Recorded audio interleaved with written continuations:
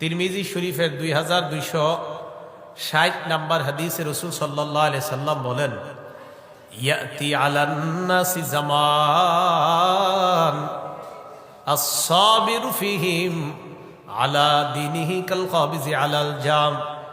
নবীজি বলেন, এমন একটা সময় আসবে যেই সময় হাতের মধ্যে জ্বলন্ত অঙ্গার মুষ্টিবদ্ধ করে রাখা ব্যক্তির মতো কষ্টকর হবে ঈমানের উপর অটল থাকা। তো এই জন্য ঈমানটা শিরিক মুক্ত হতে হবে। সূরা আনআমের ৮২ নাম্বার আয়াতে আল্লাহ বলেন, আল্লাযীনা আমানু ওয়া লাম ইয়ালবিসু ঈমানাহুম বিযুলমিন উলাইকা লাহুমুল আমনু ওয়া হুম মুহতাদুন। যারা ঈমান এনেছে এবং যারা ঈমানের সাথে শিরিক মিশ্রিত করে নাই, জোরে বলেন আমার সাথে, কি মিশ্রিত করে নাই? আরো জোরে বলেন, কি? শিরিক। শিরিক চিনেননি? কারে কয়? মসজিদে কি দেন আপনারা? নামাজে সেজদা। মাজারেও সেজদা দিলে শিরিক। মাজারে সেজদা দিলে কি হয়? মানুষের পায়ে সেজদা দিলে, বলেন আমার সাথে, মানুষকে বলেন, মানুষের কবরকে সেজদা দেওয়া শিরিক। পীরকে, পীরের কবরকে, আলেমকে, আলেমের কবরকে, শাইখুল হাদিসকে, শাইখুল হাদিসের কবরকে, আব্বাকে, আব্বার কবরকে, আম্মাকে, আম্মার কবরকে, রসুলকে, রসুলের কবরকে সেজদা দেওয়া শিরিক। কি বললাম? হ্যাঁ, শিরিক। সেজদা দেওয়া যাবে না।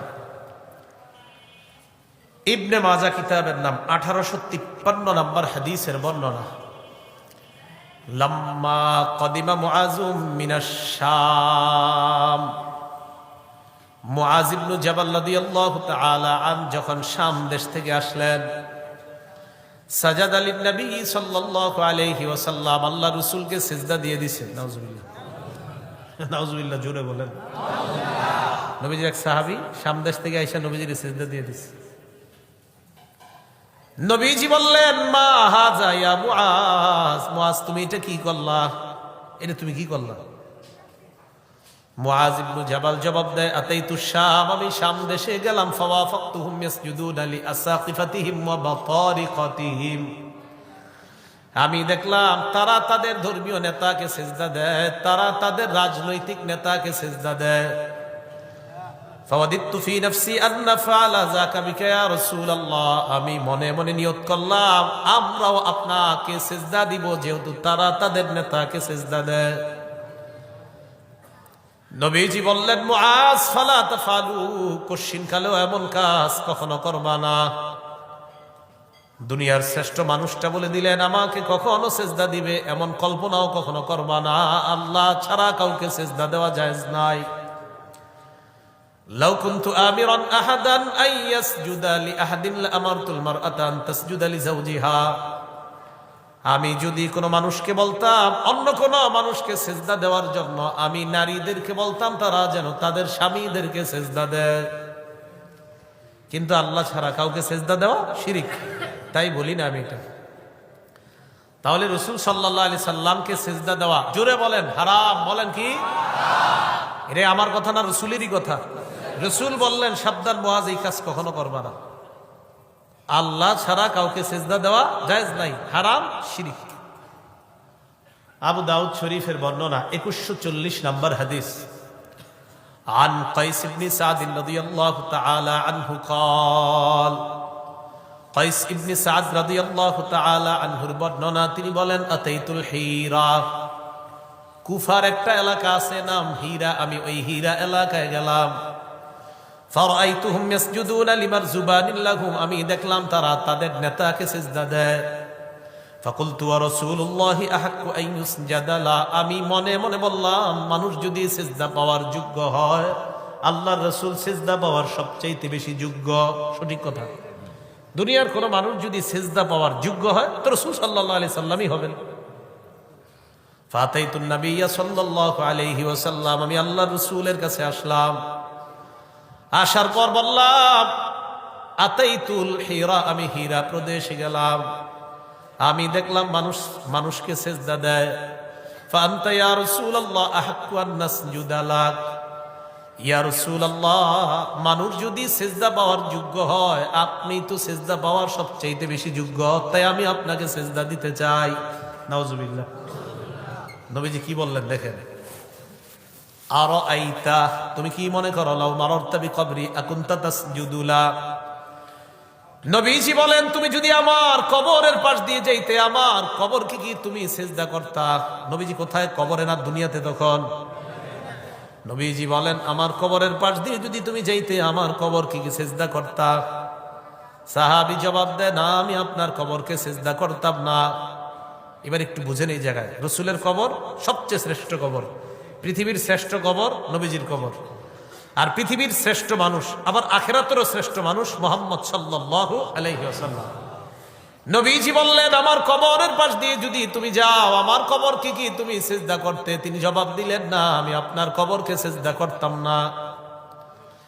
নবীজি বলেন, যেমনি ভাবে আমার কবরকে সিজদা দেওয়া হারাম, আমার কবরকে সিজদা করবা না, তেমনি ভাবে আমাকেও সিজদা দেওয়া হারাম, আমাকেও সিজদা করবা না। এই জগতের শ্রেষ্ঠ, এই জগতের শ্রেষ্ঠ মানুষটা বললেন, আমাকে সিজদা দেওয়া হারাম, দুনিয়ার সবচাইতে শ্রেষ্ঠ কবরটাকেও সিজদা দেওয়া হারাম। অতএব দুনিয়ার বিখ্যাত অনেক বড় ব্যক্তি অথবা ওই ব্যক্তির মাজার কবরকে সিজদা দেওয়া হারাম। তাহলে শ্রেষ্ঠ কবরকে যেখানে সিজদা দেওয়া হারাম, সেখানে অন্য কোনো মাজার কবরকে সিজদা দেওয়া কিভাবে জায়েজ হবে? কথা কি বুঝে আসছে সবার? আবেগে ইমান নষ্ট করে দিন না, ইমানের সাথে শিরিক মিশায়েন না। শিরিক মুক্ত ইমান নিয়ে কবরে যান, একদিন না একদিন হলে চিরস্থায়ী জান্নাতি হবেন।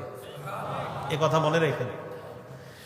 ইমানটা যেন শিরিক মুক্ত থাকে, একটু যেন শিরিক না থাকে। মনে রাখেন, কিছু গুনাহ আছে আপনার, এদিক সেদিক গুনাহ আছে, কিন্তু শিরিক নাই ইমানের সাথে, ইনশাল্লাহ একদিন চিরস্থায়ী জান্নাতি হবেন।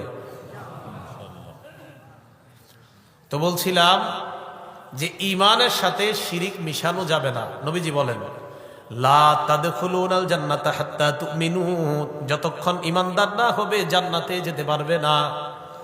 ওয়ালা তুমিনু হাত্তা তাহাব্বু, ততক্ষণ ঈমানদার হতে পারবে না যতক্ষণ পরস্পরকে ভালো না বাসবে।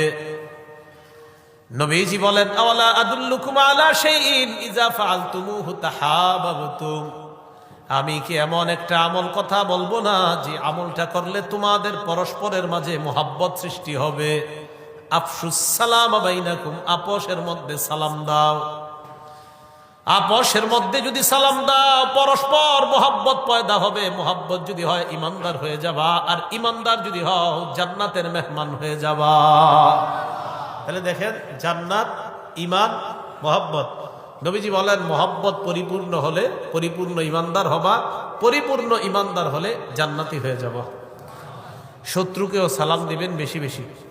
আসসালামু আলাইকুম যদি শত্রুকে বলেন, মানে ও শত্রু, তোমার উপর শান্তি বর্ষিত হোক, ঠিক না? আসসালামু আলাইকুম। কোন শত্রুকে যদি সালাম দেন, তো তার উপরে কি বলতেছেন? তোমার উপর শান্তি বর্ষিত হোক। একদিন, 2 দিন, 3 দিন সালাম দেন, চতুর্থ দিন আপনার শত্রু আপনাকে আসসালামু আলাইকুম বলবে, বোঝা যাচ্ছে শত্রু বন্ধু হয়ে যাচ্ছে। তো রাসূল সাল্লাল্লাহু আলাইহি সাল্লাম বলেন, আপোষে মোহাব্বত হলে ঈমান বাড়বে, ঈমান বাড়লে জান্নাতি হবে। আর আপোষে মোহাব্বতের উপায় হলো সালাম দেওয়া। বলেন, আপোষে মোহাব্বতের উপায়? আল্লাহ আমল করার তৌফিক দান করেন, বেশি বেশি জন এই আমলটা করতে পারে আল্লাহ তৌফিক দান করেন। তিরমিজি শরীফের 2698 নম্বর হাদিসের বর্ণনা। আজকে আপনারা মাহফিল থেকে যে যারা বাসায় ঢুকবেন, অথবা বাসা থেকে আপনারা যারা প্রতিদিন দোকানে যান, মার্কেটে যান, কৃষি কাজে যান, যাওয়ার পর এরপরে যখন বাসায় যান, রাসূল সাল্লাল্লাহু আলাইহি সাল্লামের একজন সাহাবী নাম আনাস রাদিয়াল্লাহু তাআলা, তিনি বলেন, ক্বালা লি রাসূলুল্লাহ সাল্লাল্লাহু আলাইহি ওয়াসাল্লাম, নবীজি আমাকে বলেন, ইয়া বুনাইয়া, হে বৎস, হে বালক, ইদা দাখালতা আলা আহলিকা, তুমি যখন তোমার পরিবারের কাছে প্রবেশ করবা, ফাসাল্লিম, সালাম দিবা, ইয়াকুন বারাকাতান আলাইকা ওয়া আলা আহলিকা, এই সালাম তোমার জন্য আর তোমার পরিবারের জন্য বরকতের কারণ হয়ে যায়। মাহফিল থেকে বাসায় গেলেন, যাওয়ার পর দরজা দিয়ে ঢোকার সময় বললেন, আসসালামু আলাইকুম। নবীজি বলেন, এই যে সালাম দিয়ে প্রবেশ করলা, তুমি আর তোমার পুরাটা পরিবার বরকতের মধ্যে ডুবে গেলা। বর্তমান জামানার মানুষ আম্মাকে সালাম দিতে লজ্জা পায়, বাবাকে সালাম দিতে লজ্জা পায়, বিবিকে সালাম দিতে লজ্জা পায়, অপরিচিত নারীকে সালাম দিতে মজা পায়। সালাম মানে কি? শান্তি। তো আপনারা কি বিবির শান্তি চান না? মায়ের শান্তি চান না? বাবার শান্তি চান না? তো বাবারে সালাম দিতে লজ্জা পাওয়া মানে বাবার জন্য শান্তির দোয়া করতে লজ্জা পান। মাকে সালাম দিতে লজ্জা পাওয়ার অর্থ হলো আপনি আপনার আম্মার শান্তি চান না, তাই সালাম দেন না। আপনার বিবিকে সালাম দিতে লজ্জা পাওয়ার অর্থ হলো আপনি আপনার বিবির শান্তি চান না। আপনি যখন আপনার বিবিকে বলবেন আসসালামু আলাইকুম, এর অর্থ হলো আপনি আপনার বিবির জন্য শান্তির দোয়া করলেন। আপনি যখন আপনার আম্মাকে সালাম দিয়ে প্রবেশ করলেন, এর অর্থ হলো আপনার আম্মার জন্য শান্তির দোয়া করলেন। আপনি যখন আপনার আব্বাকে বললেন আসসালামু আলাইকুম, আচ্ছা আপনার আব্বার সাথে বাড়িতে গেলেন, আসসালামু আলাইকুম দিয়া সালাম দিয়া মুসাফা করলেন। আমার আব্বা তো মারা গেছে 4 বছর আগে, 2018 সালে মারা গেছে। তো আমরা বাড়িতে গেলে, আমিও বাড়িতে গেলে 18 সালে যখনই বাড়িতে যাইতাম, যাওয়ার পর আব্বার সাথে আসসালামু আলাইকুম সালাম দিতাম, মুসাফা করতাম। এর অর্থ কি? প্রথমে আব্বার জন্য দোয়া করলাম শান্তির, দুজন মুসাফা করলাম। ওই যে একটু আগে হুজুরের সাথে মুসাফা করলাম। তো নবীজি বললেন তানাসারাত খাতায়াহুমা, বাপ ছেলের গুনাহ এমন ভাবে ঝরে পড়বে যেমন গাছের পাতা ঝরে পড়ে। তো আপনি আপনার আব্বাকে সালাম দিলেন, আব্বার সাথে মুসাফা করলেন, এর অর্থ হলো বাপ ছেলের গুনাহগুলা গাছের পাতার মতো ঝরে পড়তেছে। তাহলে পরিবারকে সালাম দিব তো ইনশাআল্লাহ। আজকে বাসায় গিয়ে ঢুকে কারা কারা সালাম দেবেন ইনশাআল্লাহ দেখি। লজ্জা লাগে ঠিক না? চিন্তা করেন, ইসলাম, আমরা মুসলমান, পরিবারকে সালাম দিব এটাতে লজ্জা পাই আমরা। আল্লাহ আমল করার তৌফিক দান করেন।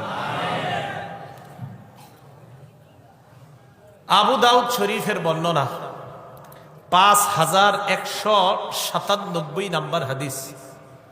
عن أبي أمامة رضي الله تعالى عنه قال قال رسول الله صلى الله عليه وسلم আবু উমামা রাদিয়াল্লাহু তাআলা আনহুর বর্ণনা, রাসূলুল্লাহ সাল্লাল্লাহু আলাইহি ওয়াসাল্লাম বলেন, ইন্না আওলান নাস বিল্লাহ মান বাদাআহুম বিসসালাম। আমার আপনার আমাদের মাঝে যে ব্যক্তি আগে সালাম দেয়, আল্লাহ নবী বলেন মানুষের মাঝে ওই ব্যক্তিটা আল্লাহর সবচাইতে পছন্দনীয় হয়ে যায়। যে আগে সালাম দেয় সে আল্লাহর তত নিকটবর্তী হয়ে যায়। আবু দাউদ শরীফের 5195 নম্বর হাদিসের বর্ণনা, জাআ রাজুলুন ইলা রাসূলিল্লাহি সাল্লাল্লাহু আলাইহি ওয়াসাল্লাম, এক ব্যক্তি আল্লাহ রাসূলের কাছে আসলেন। আসার পর আল্লাহ রাসূলকে বললেন আসসালামু আলাইকুম। কি বলছে? বাস শেষ, একটুকি। ফারাদ্দা আলাইহিস সালাম, নবীজি সালামের জবাব নিলেন। শিখার আছে একটা বিষয় জায়গায়, মন দিয়ে শুনেন। কি বলছে যিনি আসছে? বাস একটুকি, কিন্তু আর কিছু বলে নাই। ফারাদ্দা আলাইহিস সালাম, নবী সালামের জবাব নিলেন। সুম্মা জালাসা, সালামের জবাব নেওয়ার পর লোকটা বসে গেছেন। নবীজি বললেন আশারুন, 10। কি বললেন? মানে তার 10 নাকি। সুম্মা জাআ, আবার আরেকজন আসছে। আসার পর বলছে আসসালামু আলাইকুম ওয়া রাহমাতুল্লাহ। বলেন তো আপনারা দ্বিতীয় জন যিনি আসছেন তিনি কি বাড়াইছে? এই মাশাআল্লাহ। ফারাদ্দা আলাইহিস সালাম, নবী সালামের জবাব নিলেন। সুম্মা জালাসা, লোকটা বসে গেলেন। আল্লাহর নবী বললেন 20। কি বললেন? 20। সুম্মা জাআ আখার, আরেকজন আসছে। আসার পর আল্লাহ রাসূলকে বললেন আসসালামু আলাইকুম ওয়া রাহমাতুল্লাহি ওয়া বারাকাতুহু। এবার কি বাড়াইছে? ফারাদ্দা আলাইহিস সালাম, নবীজি সালামের জবাব নিলেন। সুম্মা জালাসা, লোকটা বসে যায়। নবীজি বললেন 30। তাহলে এবার আমি বলি, আপনারা বলবেন আসসালামু আলাইকুম কত? আসসালামু আলাইকুম ওয়া রাহমাতুল্লাহ, আসসালামু আলাইকুম ওয়া রাহমাতুল্লাহি ওয়া বারাকাতুহু। তাহলে আসসালামু আলাইকুম ওয়া রাহমাতুল্লাহি ওয়া বারাকাতুহু পুরাটা যদি বলেন 30টা নেকি পাবেন। আসসালামু আলাইকুম বললে 10, আসসালামু আলাইকুম ওয়া রাহমাতুল্লাহ 20, আসসালামু আলাইকুম ওয়া রাহমাতুল্লাহি ওয়া বারাকাতুহু 30। আবু দাউদ শরীফের 5196 নম্বর হাদিসের বর্ণনা। আরেক ব্যক্তি নবীর কাছে আসছে। আসার পর আল্লাহ রাসূলকে বললেন, আসসালামু আলাইকুম ওয়া রাহমাতুল্লাহি ওয়া বারাকাতুহু ওয়া মাগফিরাতুহু। কি বাড়াইছে? হ্যাঁ। ফারাদ্দা আলাইহিস সালাম, নবী সালামের জবাব নিলেন, ওই লোকটা বসে যায়। আল্লাহ নবী বললেন, 40। কত? সালামের নেকি 40 পর্যন্ত হাদিসে পাওয়া যায়। কত পর্যন্ত? হ্যাঁ, এতটুকুই পাওয়া যায়। তো রাসূল সাল্লাল্লাহু আলাইহি সাল্লাম আসসালামু আলাইকুমের ফজিলত বলে দিলেন, ওয়া রাহমাতুল্লাহ বাড়ানোর ফজিলত বললেন, ওয়া বারাকাতুহু বাড়ানোর ফজিলত বললেন, ওয়া মাগফিরাতুহু বাড়ানোর ফজিলত বললেন। আল্লাহ আমল করার তৌফিক দান করেন, আমিন। তাহলে একজন আরেকজনকে সালাম দিব তো ইনশাআল্লাহ? এক মুসলমানের জন্য আরেক মুসলমানের কয়টা হক? এক নাম্বার কি দেওয়া? তো এটা তো সালাম দেওয়া। উনি যদি আমার সালাম দেয়, সালামের জবাব দেওয়া। সালাম দেওয়া এটা মুসলমানের হক পাইলাম, কিন্তু সালামের জবাব দেওয়া এটা কি হক নি? এটাও হক। এই দলিল আবার আছে বুখারী শরীফের 1240 নম্বর হাদিস। মুসলমানের জন্য মুসলমানের 6 হক, এটা আছে হলো মুসলিম শরীফের 2162 নম্বর হাদিস। আর সালাম দিলে সালামের জবাব দেওয়া এটাও হক, এটা আছে বুখারীর 1240 নম্বর হাদিস। সেখানে আছে হকুল মুসলিমি আলাল মুসলিমি খামসুন, এক মুসলমানের আরেক মুসলমানের জন্য হক 5টা। এর মধ্যে 1 নাম্বার নবী বলেন রদ্দুস সালাম, সালামের জবাব দেওয়া এটা মুসলমানের হক। তাহলে মুসলিম শরীফের হাদিস থেকে জানলাম সালাম দেওয়া হক, বুখারীর হাদিস থেকে জানলাম সালামের জবাব দেওয়াটাও হক। না আপনারা বয়ান শুনে আবার চিন্তা করেন, হুজুর শুধু সালামের জবাব দিব যেহেতু এটাই হক, শুধু সালাম দিব এটাই যেহেতু হক, বাস আজকে থেকে আমল করবো, সালামের জবাব আর দিব না, কারণ সালামের জবাব দেওয়া কি হক নেই? তাহলে আজকে কিন্তু আমরা কিন্তু এই কথা বলার আর সুযোগ নাই। মুসলিম শরীফের হাদিসে জানছি সালাম দেওয়া হক, আর বুখারীর হাদিসে জানছি সালাম নেওয়া হক। কি ভাই মনে থাকবে তো? তাহলে সালাম দেওয়া হক আর সালামের জবাব দেওয়া হক। তাই সালাম দেওয়া এটা মুসলিম শরীফ থেকে জানলাম, আর সালামের জবাব দেওয়া বুখারী থেকে জানলাম। তাহলে 6 হকের প্রথম হক সালাম দেওয়া। আবার এটাও জানা নিছি বুখারী শরীফ থেকে সালামের জবাব দেওয়াটাও হক। হক নাম্বার 2, ওয়া ইজা দাআকা ফাজিবহু, তোমাকে যদি কোনো মুসলমান দাওয়াত দেয় তার দাওয়াত কবুল করে নাও। তবে বলেন, এই যুগে বুঝে শুনে দাওয়াত নিতে হবে। আপনি এক জায়গায় দাওয়াত দিতে গিয়ে দেখলেন এখানে গান বাদ্য সারাক্ষণ, খুব গুনাহের পরিবেশে গেলেন। কি পরিবেশে? গুনাহের, যেখানে সারাক্ষণ গুনাহ। তো বাছাই করে যাচাই করে আপনি তখন যাবেন, তার আহ্বানে আপনি সাড়া দিবেন। হ্যাঁ, আর কোনো উজুর যদি আপনার থাকে সেটা পেশ করবেন। এটা হলো 2 নাম্বার। 3 নাম্বারটা মন দিয়ে শোনেন, ওয়া ইদাস্তানসাহাকা ফানসাহলাহ, কোন মুসলমান যদি তোমার কাছে উপদেশ চায় তাকে তুমি উপদেশ দাও। কোন মুসলমান যদি তোমার কাছে কল্যাণ কামনা করে তুমি তার কল্যাণকামী হও। আবার বলছি, কোন মুসলমান তোমার কাছে যদি কল্যাণ কামনা করে তুমি তার কল্যাণকামী হও। সূরা আরাফ 60, 61, 62, সূরা আরাফ 66, 67, 68, সূরা আরাফ 79, সূরা আরাফ 93।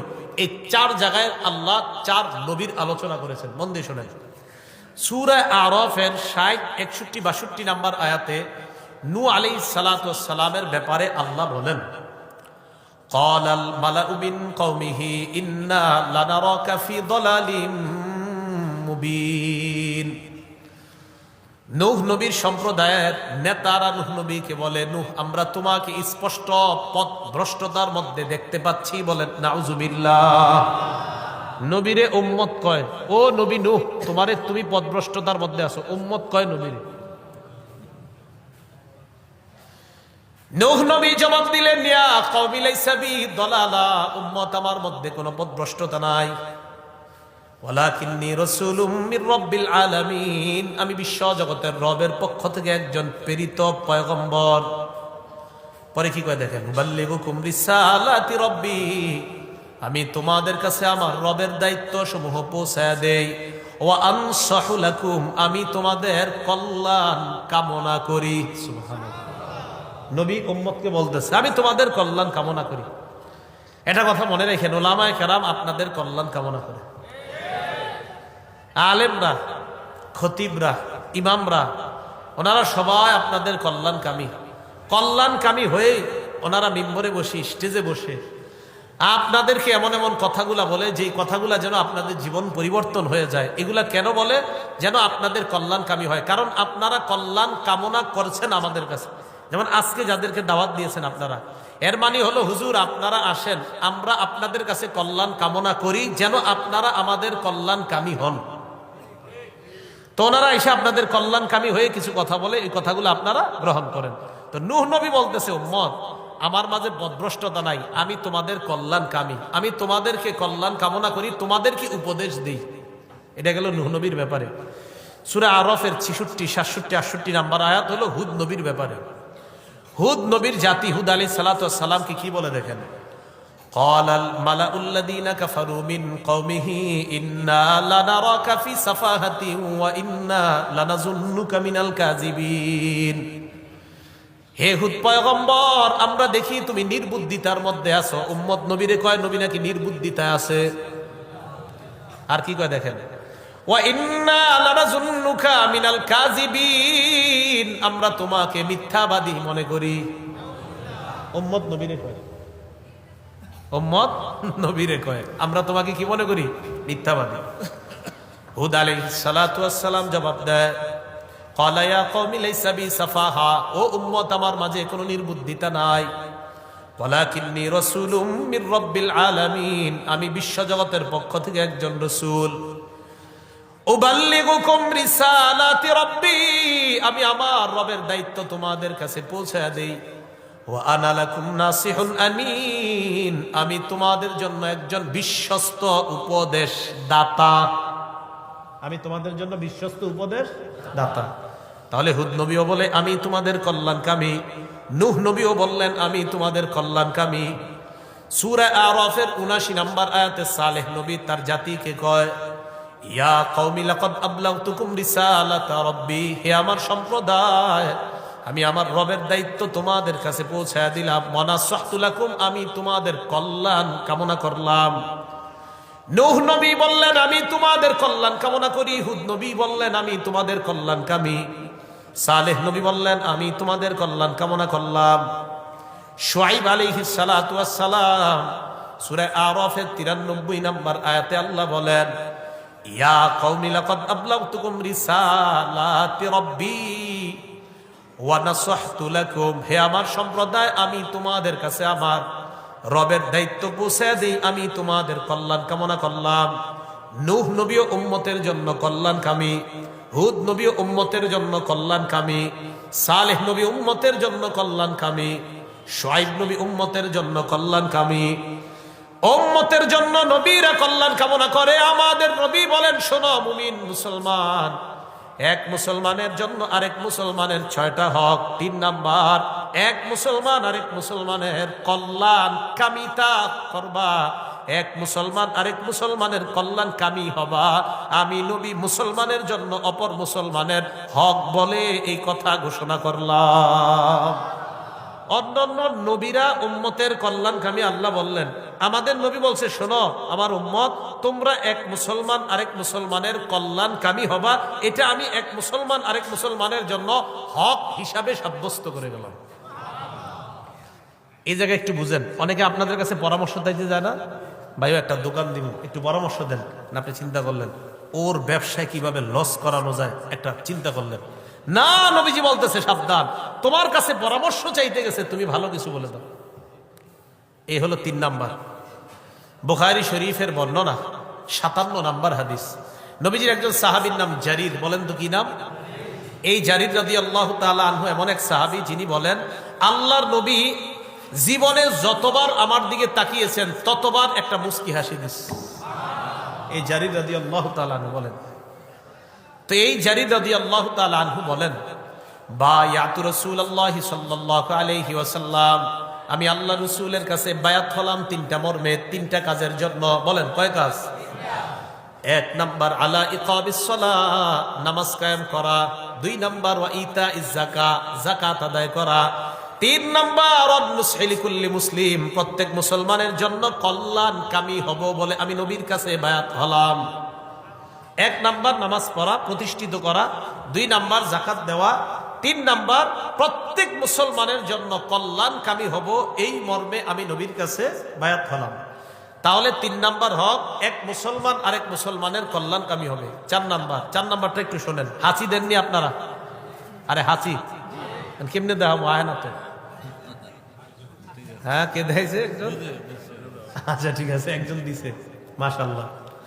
পুরাপুরি ওইটা দিতে পারলে ভালো হইতো আর কি। হাঁচির সাথে কিন্তু আপনার রোগ বিমারি বের হয়, সুবহানাল্লাহ। এটা ডাক্তারি সায়েন্স বলে যে হাঁচিতে অনেক রোগ বিমারি দূর হয়। তো রাসূলুল্লাহ সাল্লাল্লাহু আলাইহি সাল্লাম বলেন, কোন মুসলমান যখন হাঁচি দেয় ফাহামিদাল্লাহ, আর হাঁচি দেওয়ার পর যখন বলে আলহামদুলিল্লাহ, আপনি যদি শুনেন বলবেন ইয়ারহামুকাল্লাহ। এখন কথা হলো, আপনারা যারা হাঁচি দেন কোনো মানুষের সামনে, হাঁচি দেওয়ার সময় আপনি দুটি কাজের একটি কাজ করবেন। বলেন কয়টি কাজের যে কোনো একটি করবেন? দুটি কাজের যে কোনো একটি। মন দিয়ে বুঝেন। আবু দাউদ শরীফের 5029 নম্বর হাদিস। عن أبي هريرة رضي الله تعالى عنه قال كان رسول الله صلى الله عليه وسلم إذا عطس তাকান আমার দিকে, নবী যখন হাঁচি দিতেন ওয়াদা ইয়াদাহু আও সাওবাহু আলা ফিহি, নবীজি হাঁচি দিতেন যখন তখন মুখে হাত রাখতেন। এক, মুখে যদি হাত না রাখতেন আও সাওবাহু আলা ফিহি, অথবা কাপড় দিয়ে মুখ ঢাকতেন। বলেন হাঁচি দেওয়ার সময় কয়টা করতেন নবী? এক নাম্বার হয়তো হাত দিয়ে মুখ ঢাকতেন, দুই নাম্বার অথবা কাপড় দিয়ে মুখ ঢাকতেন। এটা হলো কাজ। দ্বিতীয় আরেকটা কাজ করতেন কি? ওয়াখাফাদা, এইভাবে মুখের মধ্যে হাত অথবা কাপড় রাখার পর আল্লাহ রাসূল আস্তে আওয়াজ করতেন। এই যদি মুখ যদি হাত না রাখেন অটোমেটিক হাসির আওয়াজটা জোরে হবে। যখন হাত রাখবেন আর কাপড় রাখবেন হাসির আওয়াজটা আস্তে হবে। এতে অনেক উপকারিতা হতে পারে। কেউ ঘুমাইতেছে পাশে, তখন যদি জোরে একটা হাসি দেন বেচার ঘুম ভেঙে যেতে পারে। আপনি যদি হাত রাখেন অথবা কাপড় রাখেন হাঁচির আওয়াজটা আসতে হবে। এখন শোনেন, হাঁচি দেওয়ার পরে মনে করেন আমি ওনার পাশে বসা, হাঁচি আসলো, আমি হাত দিলাম আর কাপড় দিয়ে মুখ ঢাকলাম, এরপরেও হাঁচি দিলাম। এখন উনি হাঁচিটা শুনছে, শোনার পর আমি হাঁচি দেওয়ার পর বলছি আলহামদুলিল্লাহ। বলেন কি বললাম? এই যে আমি হাঁচি দিলাম, হাঁচি দেওয়ার পর আলহামদুলিল্লাহ বললাম, উনি আমার আলহামদুলিল্লাহ শুনলেন। আলহামদুলিল্লাহ অর্থ হলো সমস্ত প্রশংসা আল্লাহর।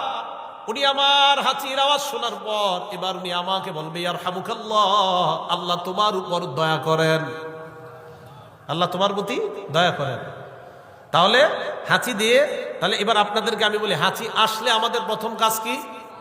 না না না না, হাঁচি আসলে প্রথমে হাঁচি দিব যখন, তখন কাজ কি?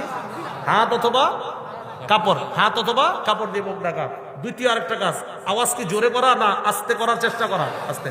তাহলে হাত দেওয়া অথবা কাপড় দেওয়া প্রথম কাজ, দ্বিতীয় কাজ আওয়াজটা আস্তে করা, তৃতীয় কাজ আলহামদুলিল্লাহ বলা। তাহলে হাঁচি আসলে প্রথম কাজ মুখে হাত দেওয়া অথবা কাপড় দেওয়া, দ্বিতীয় কাজ আওয়াজটা আস্তে করা, তৃতীয় কাজ আলহামদুলিল্লাহ বলা। এবার পাশের জন যদি আমার এই আলহামদুলিল্লাহ শুনে নেয়, উনি আমাকে ফাসাম্মিতহু, উনি বলবে ইয়ারহামুকাল্লাহ, তোমার উপর আল্লাহ দয়া করবেন। মনে থাকবে তো ইনশাআল্লাহ? এটা গেল আপনার 4 নাম্বার হক। 5 নাম্বারটা একটু শোনেন। ওয়াইজা মারিদা ফাউদুহু, কোন মুসলমান যখন অসুস্থ হয় তাকে দেখতে যাও। এ আমল করেননি? ফজিলত শোনার পরে তো আপনারা হয়রান হয়ে যাবেন, এটার কি ফজিলত। মুসলিম শরীফের 2568 নম্বর হাদিসের বর্ণনা, নবীজি বলেন ইন্নাল মুসলিমা ইযা আদা আখাহুল মুসলিমা, কোন মুসলমান যদি তার মুসলমান ভাইকে দেখতে যায়, কোন মুসলমান যদি তার অসুস্থ মুসলমান ভাইকে দেখতে যায়, কোন মুসলমান যদি তার অসুস্থ মুসলমান ভাইকে দেখতে যায়, এটা এলাকার নাম কি? বিষ্ণন্দী থেকে আপনি গেছেন, পাশের একটা এলাকার নাম কোন? মানিকপুর। আচ্ছা মানিকপুর, এই বিষ্ণন্দী থেকে মানিকপুর গেছেন এক মুসলমান অসুস্থ, তাকে দেখতে। খুব বুঝেন, নবীজি বলেন কোন মুসলমান যখন অন্য কোন মুসলমান অসুস্থ মুসলমানকে দেখতে যায়, দেখতে যাওয়ার পর আল্লাহ রাসূল বলেন লাম ইয়াজাল ফি খুরফাতিল জান্নাহ হাত্তা ইয়ারজিআ, ওই মুসলমান, আপনি মানিকপুর গেলেন, এই মানিকপুর থেকে বিষ্ণন্দী আসার আগ পর্যন্ত আপনি জান্নাতের ফল আহরণ পারার মধ্যে ব্যস্ত থাকেন। মানিকপুর গেছেন, ওখান থেকে আসছেন, এর মাঝে আপনি এই যে অসুস্থ ব্যক্তিরে দেখতে গেলেন, মানে জান্নাতের ফলগুলো একের পর এক পারতেছেন আপনি। তো অসুস্থ ব্যক্তি দেখতে যাবেন নি? না যায় না, মালটা আর কমলা নিতে হইব, কিনলে যাবেন, ঠিক না? এই আমলগুলো কইরেন, এগুলো মুসলমানদের আমল। কি করবে? ভাই বললে দেখতে যায় না, অসুস্থ বললে, আপনজন আপনজনকে দেখতে যায় না। ইসলাম আমরা পালন না করলে কে করবে বলেন? কত দূর থেকে অনেক মানুষ আজকে মাহফিলে আসছে, 1 মাইল দূরে ভাই বোনকে দেখতে যান না। সত্যি কথা না? অনেক দূর থেকে এখানে মানুষ আসছেন, কিন্তু আধা মাইল দূরে বোনকে দেখতে যাবেন, টেনশন করেন, হ্যাঁ আরো 3 ভাই আছে, হেরা যায় না, আমি যামুকা, এই এক অবস্থা আমাদের। আরে অন্যরা কি করে না করে, আপনার দায়িত্ব আপনি পালন করেন। তিরমিজি শরীফের একটা হাদিস শোনেন, এটা তো মুসলিম শরীফের হাদিস শুনলেন। তিরমিজি শরীফের হাদিসের মধ্যে আসছে 2008 নম্বর হাদিস। ক্বালা রাসূলুল্লাহ সাল্লাল্লাহু আলাইহি ওয়াসাল্লাম, নবীজি বলেন, মান আদা মারিযান আও যারা আখাল্লাহু ফিল্লাহ, কোন মুসলমান অন্য কোন মুসলমানকে যদি দেখতে যায়, আল্লাহকে খুশি করার জন্য যদি কোন মুসলমান অন্য কোন অসুস্থ ব্যক্তিকে দেখতে যায়, অথবা তার ভাইয়ের সাক্ষাতে যায়, আল্লাহকে খুশি করার জন্য যদি দেখতে যায়, কি করার জন্য? নাদাহু মুনাদ, একজন আহ্বানকারী ওই মুসলমানরে ডাক দেয়। আপনাদের এই এলাকার এক অসুস্থ ব্যক্তিকে আপনি দেখতে গেলেন, যাওয়ার পর আপনাকে একজন ফেরেশতা ডাক দিয়ে বলে, তিবেতা, তুমি কল্যাণময় হয়ে গেছো। এরপর আপনাকে বলে, ওয়াতাবা মামশাক, এই যে তুমি বিষ্ণন্দী থেকে মানিকপুর পর্যন্ত হেঁটে আসলা, তোমার হাঁটাটাও কল্যাণময়। আরেকটা কয় দেখেন, ওয়াতাবা ওয়াতা মিনাল জান্নাতি নুজুলা, ও মুসলমান, জান্নাতের মধ্যে তো তুমি একটা ঘর বানায় ফেলছো। না বুঝেন নাই মনে হয়? আপনি কোন মুসলমান অসুস্থকে দেখতে গেলেন, আপনার ভাইকে দেখতে গেলেন আল্লাহরে খুশি করার জন্য, নবীজি সাল্লাল্লাহু আলাইহি সাল্লাম বলেন, একজন ফেরেশতা আপনারে ডাক দিয়ে বলে, তিপ্তা, তুমি কল্যাণময়। তবা মামশাকা, তুমি যে হেঁটে আসলা না, তুমি যে এই যে আসলা, তোমার এই আশাটাও কল্যাণময়। এই শোনো শোনো, তাবা ওয়াক্তা মিনাল জান্নাতি নুজুলা, জান্নাতে একটা ঘর তুমি বানিয়ে ফেলছো। অসুস্থ ব্যক্তিকে দেখতে যাবেন তো? তাহলে হাদিস তো আরেকটা শুনলে আরো আশ্চর্য হবে, নিরুদ্ধ হলো কুই নেই। তিরমিজি শরীফের 959 নম্বর হাদিস। 969 969 কত হয়? 959 নাকি 69? 69 969 969, হ্যাঁ তিরমিজি শরীফের এই হাদিসটা মনে রাখেন। কি লেগে বললাম? আপনারা অনেক সময় 969 যাতে মনে রাখতে পারেন। তাহলে বলেন তো তিরমিজি শরীফের কত সংখ্যাটা? 969 মানে 969। হ্যাঁ, দুই পাশে 2 9, মাঝখানে 1 6। আচ্ছা, ক্বালা রাসূলুল্লাহ সাল্লাল্লাহু আলাইহি ওয়াসাল্লাম, নবীজি সাল্লাল্লাহু আলাইহি ওয়াসাল্লাম বলেন, মা মিন মুসলিমিন ইয়াউদু মুসলিমান গুদওয়া, কোন মুসলমান অন্য কোন মুসলমানকে যদি সকালবেলা দেখতে যায়, কোন মুসলমান অন্য কোন অসুস্থ মুসলমানকে যদি সকালবেলা দেখতে যায়, ইল্লা সাল্লা আলাইহি ৭০,০০০ মালাকিন হাত্তা ইউমসিয়া, ওই মুসলমানের জন্য সন্ধ্যা পর্যন্ত ৭০,০০০ ফেরেশতা দোয়া করে। সন্ধ্যা পর্যন্ত ৭০,০০০।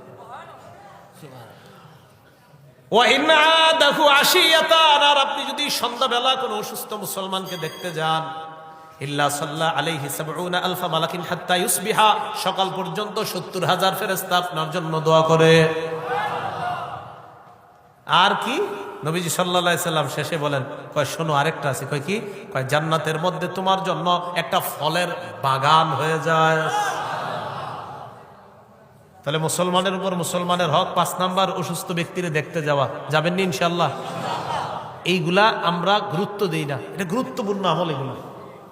6 নাম্বার, ওয়াইজা মাতা, কোন মুসলমান যখন মারা যায়, ফাত্তাবিহু, তার জানাজায় যাবেন। জানাজায় যাওয়ার 2টা অর্থ। বুখারীর বর্ণনা আছে ইত্তিবাউল জানাইজ, জানাজার নামাজে অংশগ্রহণ করা, আর এখানে আসছে ফাত্তাবিহু, তার সাথে সাথে যাওয়া। জানাজার নামাজের 2 অবস্থা, একটা হলো আপনি লাশের জানাজায় গেলেন, আরেকটা হলো লাশের জানাজার পর লাশ সহ কবর পর্যন্ত গেলেন। বুখারীর বর্ণনায় আসছে যদি আপনি জানাজায় যান এরপর কবর পর্যন্ত যান, প্রথম কথা জানাজায় যান এরপর কবর পর্যন্ত, তাহলে আপনি এই লাশ দাফন করার পর বাসায় যখন যাবেন, বিবিরে বলবেন, বিবি আমার, আমি 2 উহুদ পাহাড় পরিমাণ পাহাড় পরিমাণ সওয়াব নিয়ে ঘরে আসছি। তাহলে 2টা আমল, একটা হলো জানাজায় যাবেন, আরেকটা হলো কবর পর্যন্ত। এখন কথা হলো আপনার কাজ আছে যে হুজুর আমি তো কবর পর্যন্ত যেতে পারবো না, আমি শুধু জানাজাটা কোনো মতে পড়ে, আমার গার্মেন্টস আছে, ব্যবসা আছে বা কাজে। নবীজি বলেন যদি শুধু জানাজায় যাও আর কবর পর্যন্ত না যাও, এই শুধু জানাজায় গেলে 1 উহুদ পাহাড় পরিমাণ সওয়াব আল্লাহ তোমাকে দেন। তাহলে শুধু জানাজায় গেলে 1 উহুদ, আর জানাজা এবং কবর পর্যন্ত গেলে 2 উহুদ। করবো তো ইনশাল্লাহ।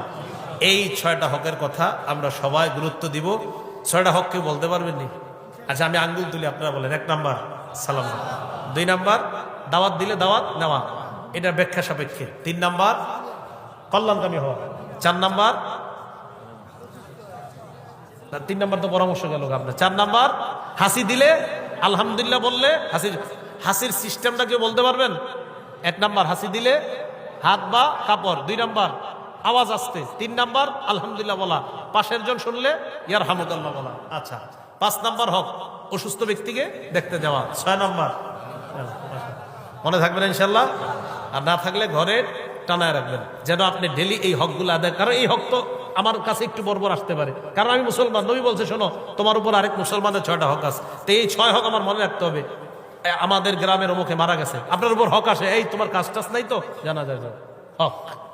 আল্লাহ আমাদের সকলকে এই 6টি হক আমাদের জীবনে যেন বাস্তবায়ন করতে পারি। আল্লাহ